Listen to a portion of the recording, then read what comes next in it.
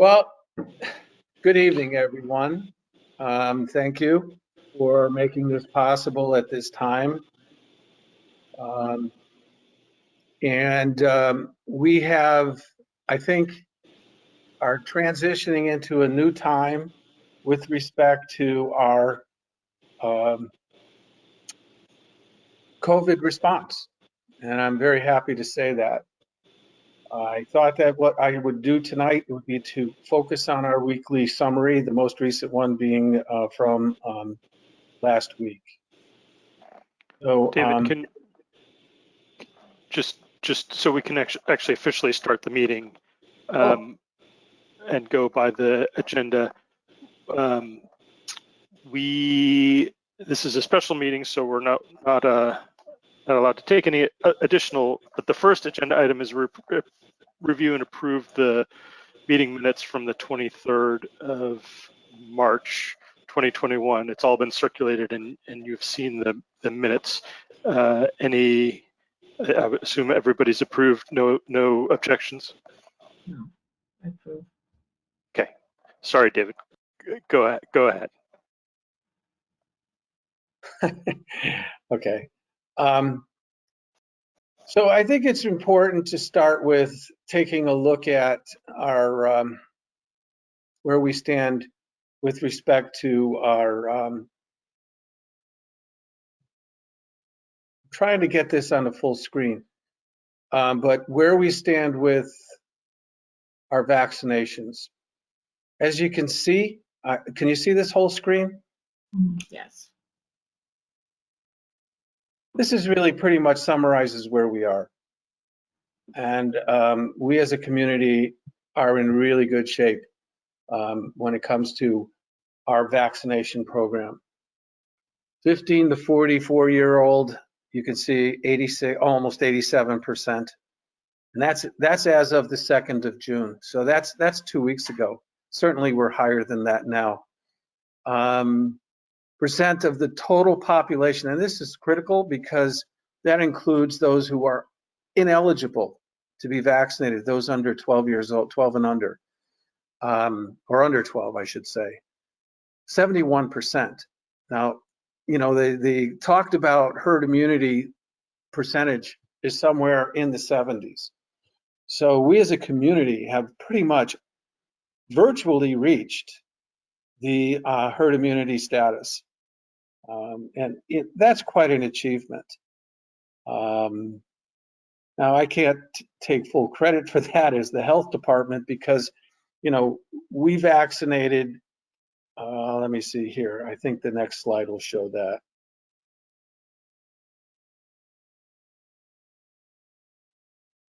Yeah, here you can see since January 20th, we've had 39 clinics and we've administered almost 6,200 doses of vaccine. So people got there's a lot of vaccine available in a lot of places close by to us. And so we certainly weren't the number one provider, but we certainly did a very solid job. And we were out front, especially when we were working with the seniors. As time went on and more providers came online, we still stayed busy. You can see the doses, the chart. Those two really high peaks were both when we had the clinics for the schools and the teachers.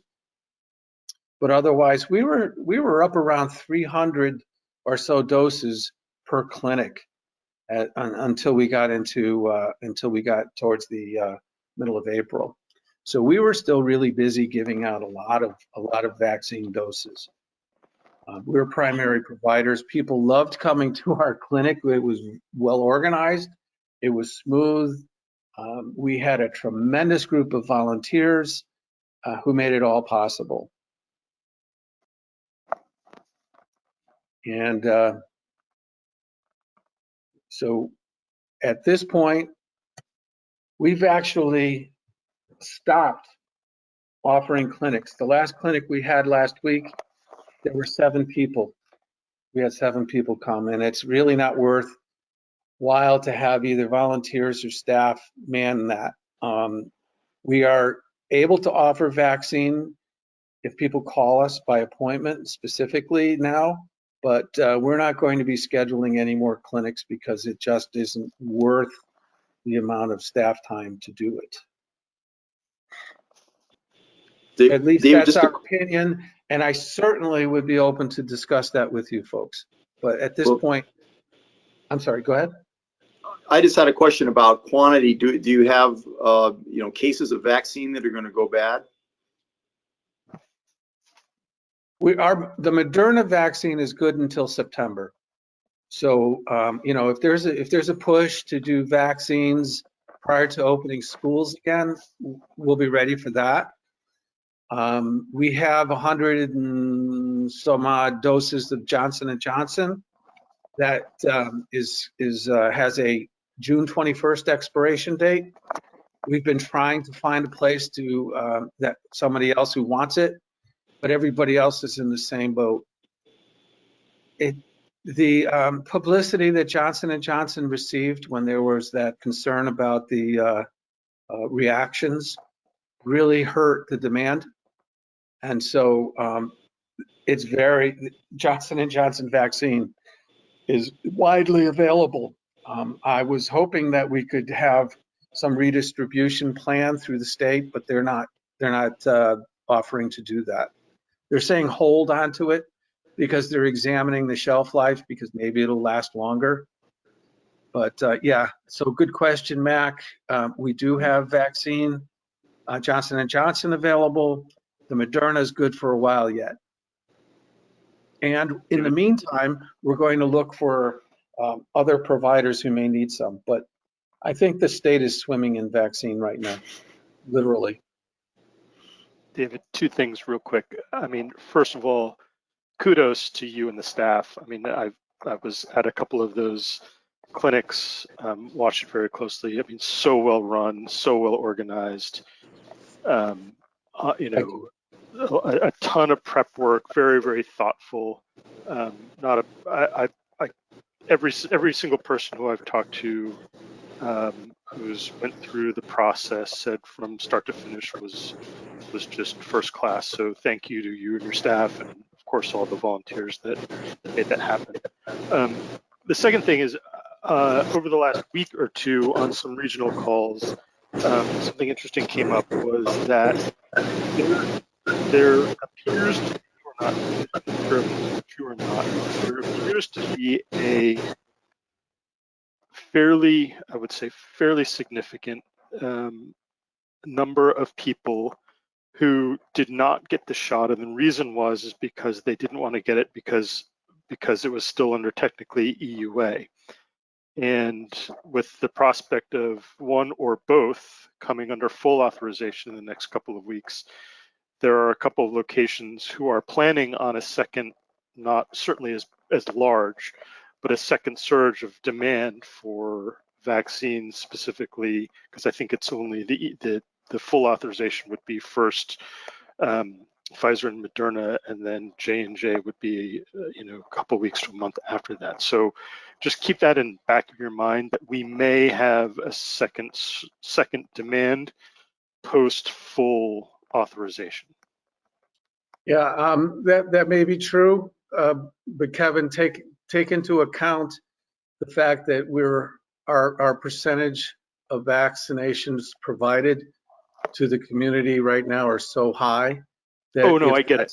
If that's the case, we'll probably be talking about a lot of people from other communities, which is fine, because vaccination protects the public, and certainly that's our mission. So we're hoping for that full approval, because then providers like Dr. Kennefic, hello Tim, can sign up and administer vaccine come fall to their patients, and we really will reach a normal state of affairs where these public health agencies that really weren't intended to do the work that they're doing are doing work for that should be done really by providers, and we're looking forward to that real eventuality. We're always here to fill the gap, and that's kind of the role we filled with the seasonal vaccine. And that's what I'm hoping our role will be should we need to provide boosters in the fall. So anyway, getting back to our weekly report, you can see on the chart that's there right now what's happened. The caseload has just disappeared. It's really essentially disappeared. And you know, I think in large part, you know, we have to say the vaccines work. Now you know, you could compare it to last year when we had no vaccines and the numbers were also low. And you know, there's an outside component that I think was involved and is involved with the lack of a spread of illness, but certainly the precipitous drop that we had has to be accounted for in large part by vaccine. Nice weather has a lot to do with it too. Again, you know, monthly summary, you can see what happened in May and June. So far in June, 1 case. We're halfway through. You know, if you look at what's happened recently, the numbers of the cases by age group, it's still the younger kids, the younger ones are our primary, and they're are primarily showing positive results and test results. And I think in large part that's because their percentage of vaccinations have been lower than the upper age categories. And that's just going back in time. Good news is we haven't really had, knock on wood, any hospitalizations, but all along when we've investigated our hospitalizations, we found that in most cases, the people who are being hospitalized were being hospitalized initially for something else, and COVID was found as a result of being tested when people were admitted. That's kind of just follows up on that. Our monthly positivity rate has it's essentially 0.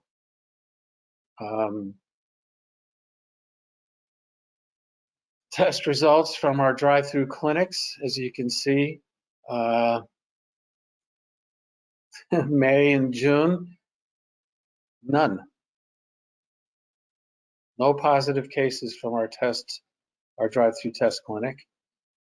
And while this photograph kind of gives us a sense of these people made it all possible. Yeah, you know, we organized it. You know, and Paula, our public health nurse, coordinated our vaccinators. Nick did the logistics for the flow through the clinics themselves. And to the left, the screeners, well, I'll tell you, you know, they volunteered and they were here every clinic. Vaccinators showed up at every clinic. We had no problem staffing these things. We were going 2 to 3 times a week back in March, and they were doing shifts. It was seamless. We went from doing paper tracking and screening and questions to doing everything on the laptops and computers. And these folks were just amazing, the way they were so reliable, so interested. And it was just a tribute. I have to say, it's a tribute to the community. The volunteerism of Darien, which we identified a couple of years ago when we did our health needs assessment. We spoke of one of the strengths of the community was its volunteerism. But boy, did it ever show itself in full strength during the response to the pandemic. My hats off to the entire community for the way everybody turned out to make this be the success response to the pandemic that it was. These folks were great. And, you know, and I appreciate also the support of the board here. You folks have been great. Sadly, we have a vacancy on the board right now. We'll certainly miss Jennifer and her commentaries and her input. But it's really been quite a year, to say the least. Year plus now. Going forward, in speaking with Jamie, we are no longer going to be sending out our daily summaries because they've been zero so many times that what we're going to do is just send out notice when we get a positive case. We're reviewing what to do with our weekly summary. I think we're going to simplify that also because, you know, if we continue having nothing to show, Jamie has done away with her code red. We certainly will maintain a presence on the website to provide news and updates where appropriate, but to have charts continually showing zeros, I'm not sure what value that's providing to the public. But we will provide updates as necessary. And I really do, at this point, request your opinions on how to go forward with providing information to the public in the context of the way we've been doing it so far. As in, David, instead of the kind of the weekly summaries. Yeah, providing information. I mean, we can do a weekly summary and say there's no changes, but talk about reformatting our information flow. Looking for suggestions, and I don't know what other jurisdictions are doing now. That that this kind of, I'm going to say at this point, looks like the tide has turned. How other jurisdictions are responding to this.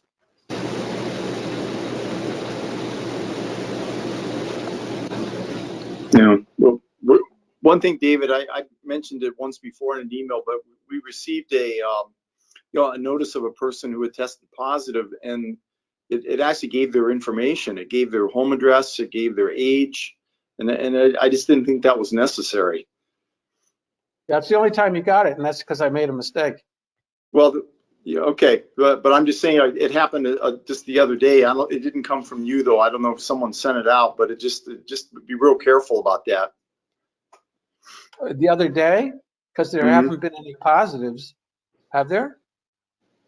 There was one that Mindy sent. I mean, I could later on. I could shoot it back to you to show it to you. Yeah, that's not supposed to happen. You're right. But anyway, getting back to your point, it's good to note if there has been a new positive case.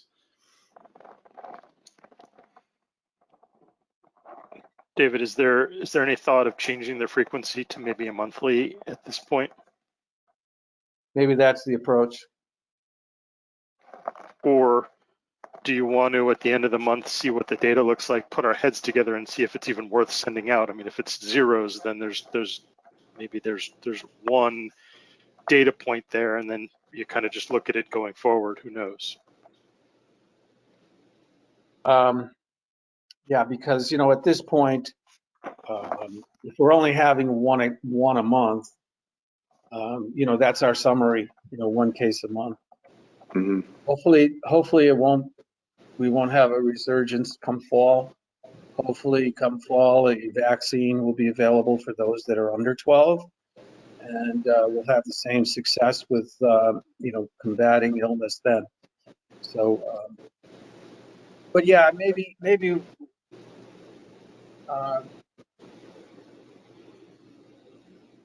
I know that I have been, as of today, I was given authorization to modify the website however we saw fit. So that's why I thought I'd ask tonight, because it doesn't have the impact now that it did, and let's take a look at it on a monthly basis, and if there are any updates, like I think Dr. K, that what the Pfizer is a couple of weeks away from EUA for 12 and under fairly soon. We might be able to include that in the informational update if that happens before the end of the month. So I think there's probably some news bites that we can include in the update in addition to some of the stats that we generally do. Yeah, I think it'd be time to kind of change the format. That's what slide number 2 was, was a complete revision to what type of information we're providing with a summary of the vaccination rates in town by age group. So, I mean, I think that, we could keep that kind of stuff there, and any updates with when the age groups eligibility changes, or when the emergency authorization becomes a full FDA approval. Those are all things that I think will be worthwhile having on a COVID page, but and a week, maybe a weekly summary of sorts, but not to the degree that we're doing it now. Agreed.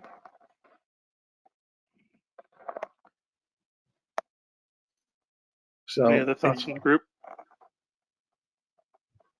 yeah, I'm looking for input and suggestions. Well, I'd certainly agree. Hey, David, where do you get the data from for people who are vaccinated elsewhere? Do you get it from CT Wiz, from the health department? You mean the data that's on the slide that I'm showing right now? Yeah, like the That's number just- of vaccines that like CVS and all the other various, I don't have a providers. right. I don't have a breakdown. I just have a composite by percentage that the Mhm. DPH posts on their website. I can circulate the link to that if you'd like to see it, but Okay. I I don't was just know wondering what I don't the know who. source of their data is, and whether it'll change as, because we're expecting to have vaccine available in our office even before the final approval. And part of that's because our particular practice association with the health system, because we have storage that we can use. We can use the hospital's freezers. But as vaccination moves out to the provider level, I don't know if the data is going to still be as good. Yeah, I think they're using CT Wiz, which is the statewide immunization registry, That's but it. I'm not sure. That's it. That's what they're using. Hmm. They're using CT Wiz, and that's tied in with VAMS. So it's a composite. Yeah, I mean, it's possible things might heat up a little bit in the fall. I doubt it. We probably will see a bit of a rise in cases, but the immunization rates are great in New England. Also, And I think it is, I agree with your theory. I think it is vaccination because we're beginning for the first time to see illness.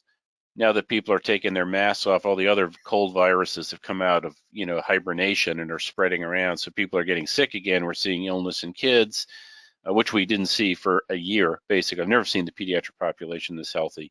But we're not seeing any COVID. So I think people are relaxing the mitigation strategy. So we're beginning to see other respiratory illnesses, but not COVID. I think that's a very good sign. And I think that sort of points to vaccination as being one of the primary drivers of the low rate besides just the weather. So I think it's remarkable. We've had like one case so far this month. What a change. right. But I would agree that doing this in this much detail as frequently probably isn't, serving its purpose anymore. I don't think people are depending upon the data as much as they were following it, and I think less frequent would be probably more efficient for all. Yep. All right. Well, that's what we'll do. So, this has been our primary role in the past year plus, has been responding to and addressing the COVID challenge. So we're finally at the point where we're able to reassume our other responsibilities. And as a result, we had delayed doing our food service. I'm going to transition over to other departmental business if there's no longer any discussion on Yep. COVID, if you don't mind. Yeah, David, I just have to apologize. I have to jump to another meeting at 5:30, so I'm going to say goodbye. But thank you. Okay. Thank you. Thank you, Mac. Take care. Bye-bye. Thanks, Mike. Just to say that we're in the process of renewing food service permits that have been put on hold since the first of the year. It worked out real well. You know, our permit renewals are being done this month. And, you know, I'm pleased to say that most of our food service facilities survived the COVID challenge. And in fact, we have more today than we did when we went into the crisis. There are about 4 additional new facilities in town that have opened up, and maybe more than that. I don't have the final number in front of me. But all places have actually, we prorated the fees this year, trying to be a little business friendly in town. And the renewal rates have been fantastic. People are sending in their renewal applications and are excited to go. Business has been good for them since the relaxation of the seating restrictions and the masking. And of course, the weather and outside seating has become more of a permanent function with our facilities. It's been a lot of changes that have occurred as a result of COVID. Some of them have been pretty positive. And I think we all do like outdoor dining when the weather's nice. And, you know, we've had some great weather. We will need rain soon. Otherwise, Aquarion's going to be knocking on our door and telling us, stop irrigating completely. But anyway, we're back doing our normal workload, and I'm pleased to report that.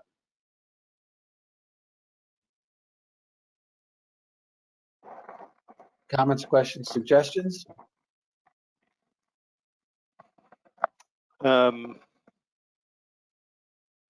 Still continuing to do salon inspections as well. Yep. And Oh, yeah. septic, just no interruption in any of those things.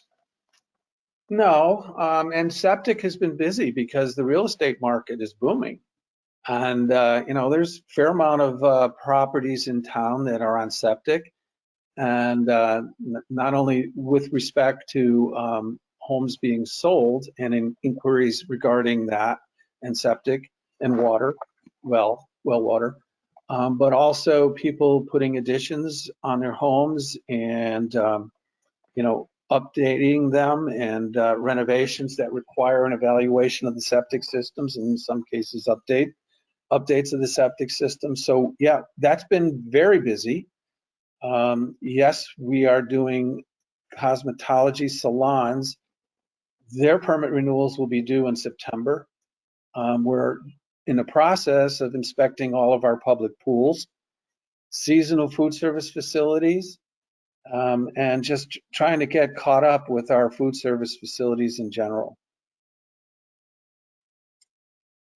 But you know, again, I'm pleased to report that, you know, we maintained contact with our food service facilities during the whole COVID time. So we maintained dialogue. We had presence in the facilities, and you know, we got to know people pretty well, you know, in different ways than we had, and worked with people differently than we had in the past. So, and we did a lot more things in terms of interactions in the community. We are in conversations with the superintendent of schools, as you know, Tim, with the school reopening plan for fall, you know, trying to work with the guidance given by the state or that we're waiting for from the state. Meanwhile, we have to put together a reopening plan, but the state's going to be giving us the guidance later in the summer. So it's kind of a, you know, cart before the horse situation, but we still have to do that. State is still pushing for testing for events, and maybe even encouraging testing for returning to school. But I don't think that that we're really in tremendous support for doing that. looking at our case rates in town and our vaccination rates, I don't think it would be warranted. And that's kind of the counsel that I think Tim and I have both been promoting to Dr. Adley, and I think he's on board with that. So that's going to be the big thing coming up is this, well, summer school, of course, and camps, and the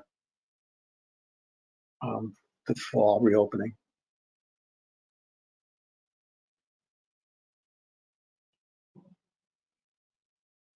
And that's pretty much my report for tonight. David, I Thank you, was David. going to ask you that there's been a whole bunch of ticks apparently.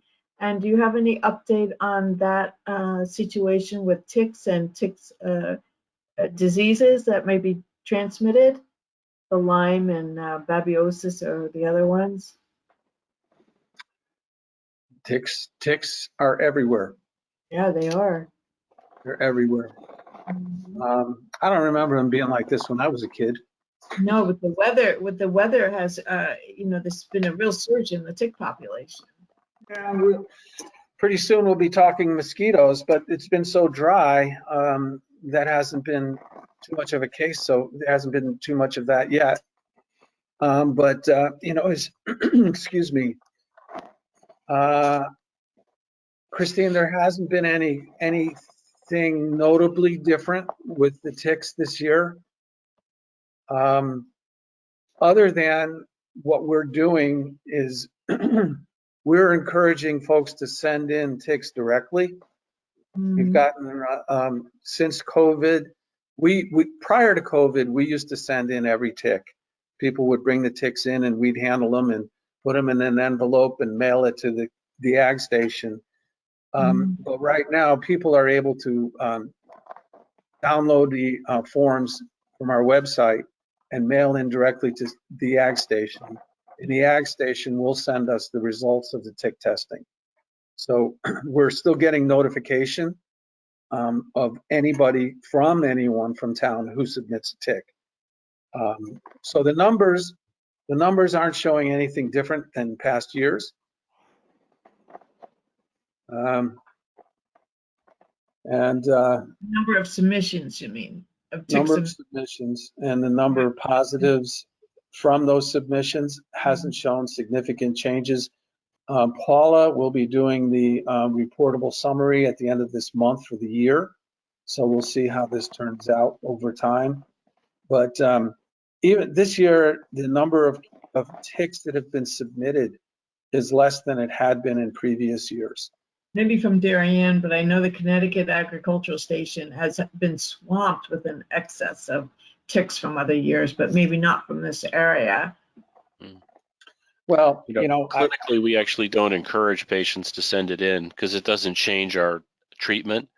Because about a third of the ticks in Lower Fairfield County are positive for Lyme pretty routinely, but that's the least important factor in whether it's going to cause Lyme disease. It's really the duration of the bite that matters, and whether the patient has any stuff. So we usually don't, because what typically happens is they send it in, and about 3 weeks later, when they no longer have to worry about Lyme disease, they get the communication that the tick was positive, and then there's another anxiety attack over nothing. So we actually don't encourage them to send in the ticks if they find them. It's nice for surveillance, to check what the rates are in Connecticut, but it turns out the tick being positive isn't particularly helpful clinically in treating tick bites. Yeah, don't they put people on doxycycline 1 dose if they've been bitten by a tick? For kids we can't, because you can't use doxycycline, and amoxicillin hasn't been shown to be effective in preventing tick bites. So for the adults, yeah, if they want it. But even every tick bite we don't necessarily treat, because the risk of Lyme from a bite is 1 or 2% in our community. It's very low. Okay, So good. It's not the tick bites you notice that get you into trouble. It's the ones you don't notice. Those are the ones that typically infect you. But we haven't seen an increase I haven't seen a lot of rashes. We may see more now that the kids are out of school because they've been in school. But we haven't seen any cases in the last few weeks of Lyme. So the tick population is up, but we haven't seen a big bump inline. Yeah. We see cycles in tick population because it depends on the yield from all the trees, the mast. So the year where the oak trees let a lot of acorns go, and the hickories let a lot of nuts go, then the rodents increase, and the ticks live on the rodents before they live on the deers. And then the next year we see a big bump in population because all those females live through the winter. And then there's nothing to eat, so the rodents starve, and then we have fewer ticks the following year. It's just the circle of life, basically. Yeah, Thank you. thanks, Tim. Anything else, David? I don't have anything else, no. Again, I just want to we had a volunteer appreciation day on Friday at Weed Beach for all those who work so hard, including staff who work so hard in responding to our COVID clinics. And there were 60 some odd people that were on the invitation list, and over 30 came. And again, that's a tribute to the folks who were volunteers. They're so reliable. They were there.